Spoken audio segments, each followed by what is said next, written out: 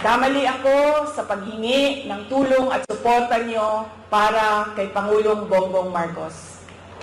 I was on the mistaken belief that we were together on the platform of unity and continuity.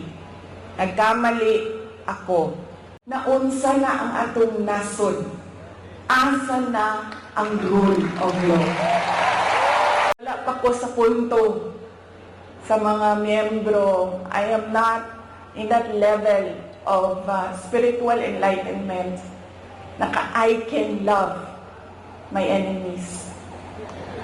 Nagsalita na nga si VP Sara at hayagan na niyang isinapubliko ang kanyang damdamin at pananaw patungkol sa pamamalakad ng Marcos administration.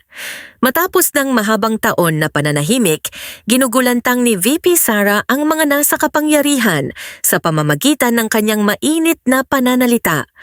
At sa bidyong ito, meron siyang banta sa mga taong nagtraidor sa kanya. Tingnan ang mga highlights ng talumpati ni VP Sara.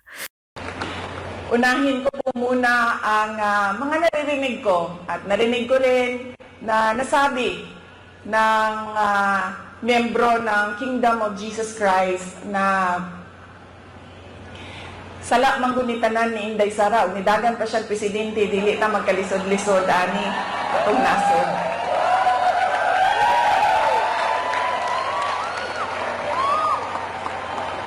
In another forum, I will thoroughly explain myself kung bakit ganon ang nangyari at ganon ang desisyon ko. Pero sa ngayon, hinihingi ko lang ang patawad ninyo na nagkamali ako.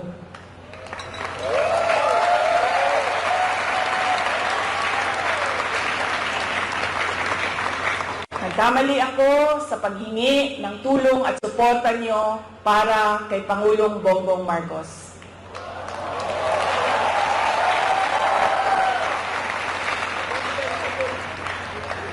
I was on the mistaken belief that we were together on the platform of unity and continuity. Nagkamali ako. Kaya hinihingi ko ang patawad ninyo.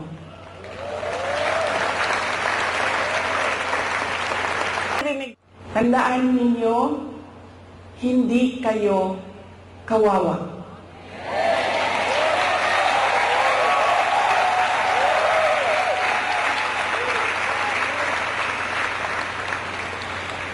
Tungod kay ang langit nung amahan naa pirmi kanino.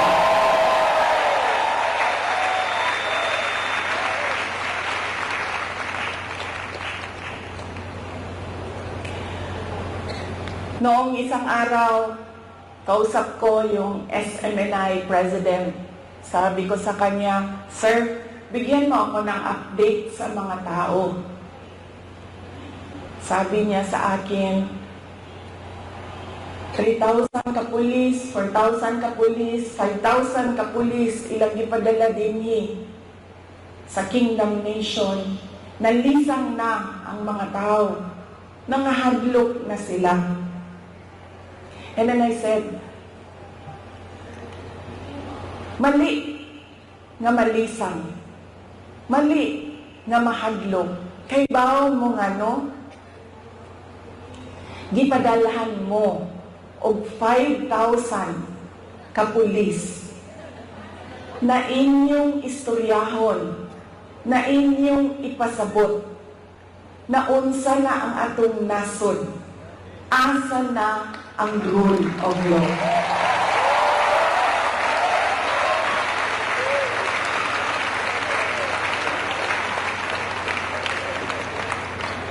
Ipadala sila dinhi para hadlokon mo, gipadala mo sa Ginoo para pasabton sila.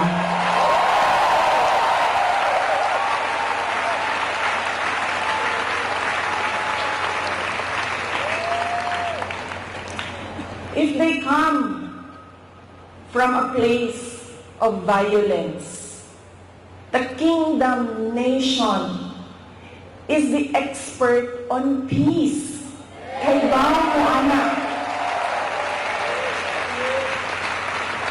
Davaoenos are peace-loving Filipinos.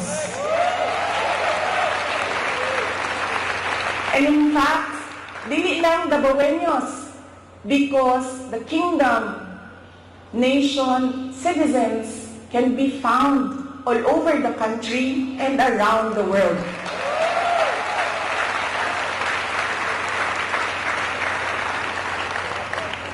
Kung ang gidala nila, if they bring you violence, give them peace. Show them peace.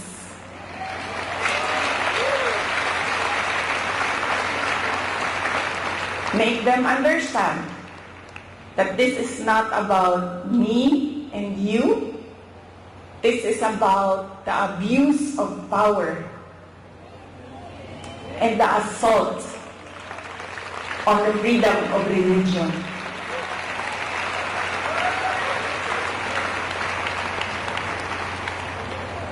Violence, you have peace. Bullets and tear gas, what do you have?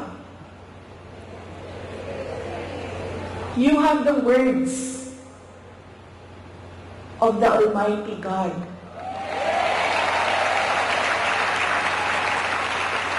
You have the Bible.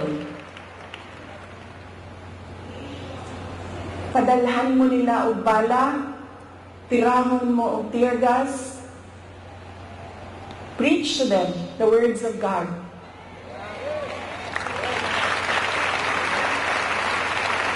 Kayo, tungod kay ang gaba sa Ginoo dili magsabak.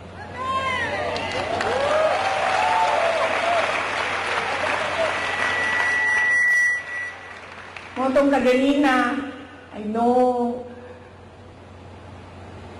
dili ko makasulti when our preacher said, love your enemy. Nag-anak lang yun ko.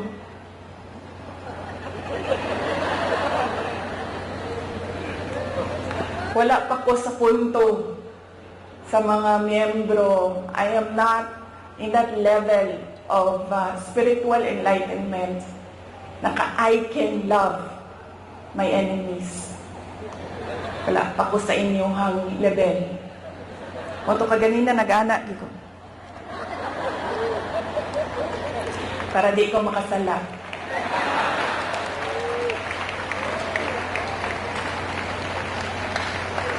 But you know, para sa ako dili man ako sila mamahal. I cannot bring myself to love them. Pero ang ako verse, pulong para kanila mao ang dapat sa Ginoo di magsabak. Isang matapang at diretsahang pahayag mula kay VP Sara na nagbubunyag ng kanyang tunay na damdamin at pananaw.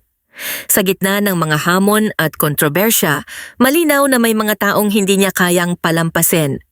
Ano ang inyong saloobin sa naging pahayag ni VP Sara? I-share ang inyong opinyon sa comment section.